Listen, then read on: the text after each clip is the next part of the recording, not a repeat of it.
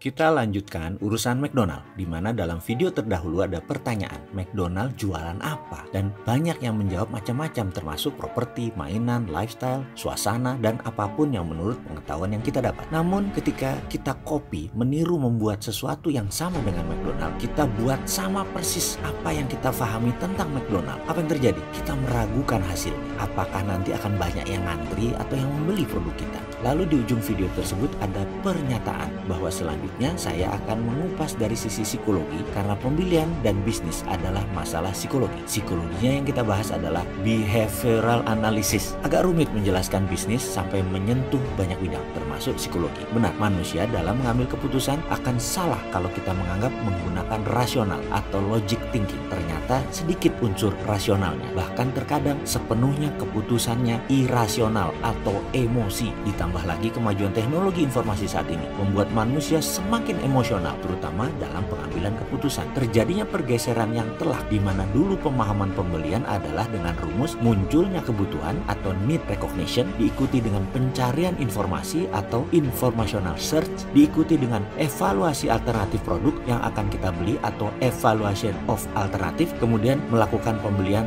dan penggunaan atau purchasing and consumption. Fakta sebenarnya, kenyataan terbanyak pada saat Anda ke Senayan City, di mana niatnya mau membeli celana jeans dan minyak wangi, ternyata proses belanja dalam tanda petik itu tidak semulus logika kita sewaktu berangkat di awalnya. Seberapa sering ternyata Anda pulang tidak jadi beli celana jeans, malah beli baju atasan. Tidak jadi beli parfum, malah beli handphone seri terbaru. Di mana rasionalnya? Apakah ini pengalaman kita semua atau hanya saya? Kembali ke McDonald. Apakah McDonald laku keras karena lokasinya? Atau laku karena Mac buburnya? Atau karena Mac rendangnya? Atau karena Mac chickennya? Kalau secara rasa, semua produk McDonald biasa saja menurut saya. Bahkan lebih enak sate ayam di depan rumah sakit Pertamina atau ayam goreng di restoran Melayu pagi sore. Masih saya bilang lebih enak dan ngangenin daripada paket hematnya McChicken. Atau kita tambah satu lagi deh bisnisnya, Starbucks. Starbucks sukses di dunia dan menjadi darlingnya di Wall Street hingga saat ini. Apa karena frappuccino? Apa karena mochaccino? Atau karena green tea latte-nya? Atau apa karena kopinya yang enak? Tidak. McDonald, Starbucks sukses dan laku produknya bukan karena apa yang disebut konten atau what to offer atau apa yang ditawarkan kepada pembeli. McDonald sukses bukan karena makanan, Starbucks sukses bukan karena kopi. Konten adalah sesuatu yang berhubungan dengan rasional kita. Misalnya kita beli sepatu, kita ingin sepatu tersebut kuat, bagus, tahan lama. Kita ingin membeli makanan, maka makanan tersebut harus enak, harus murah, mengenyangkan, atau bahkan makanan tersebut sehat atau tidak. Semua itu berhubungan dengan rasional. Itu adalah konten. Sementara konteks terkait dengan emosi. Kalau kita bicara emosi cenderung tidak rasional. Fanatisme misalnya karena emosi, bukan karena pemikiran rasional. Coba kita lihat, apa hubungannya wanita cantik di samping mobil mewah? Apa hubungannya koboi dengan rokok Marlboro? Apa hubungannya kecantikan body shop dengan against animal testing? Sekilas memang gak nyambung, tapi itulah konteks, itulah emosi. Sekali lagi, McDonald bukan melulu karena makanannya. Starbucks, Subway, Chipotle, sekali lagi bukan karena makanannya atau minumannya. Merek-merek besar tersebut menjadi besar sejak day one karena konsep konteksnya. Konteks adalah how to offer.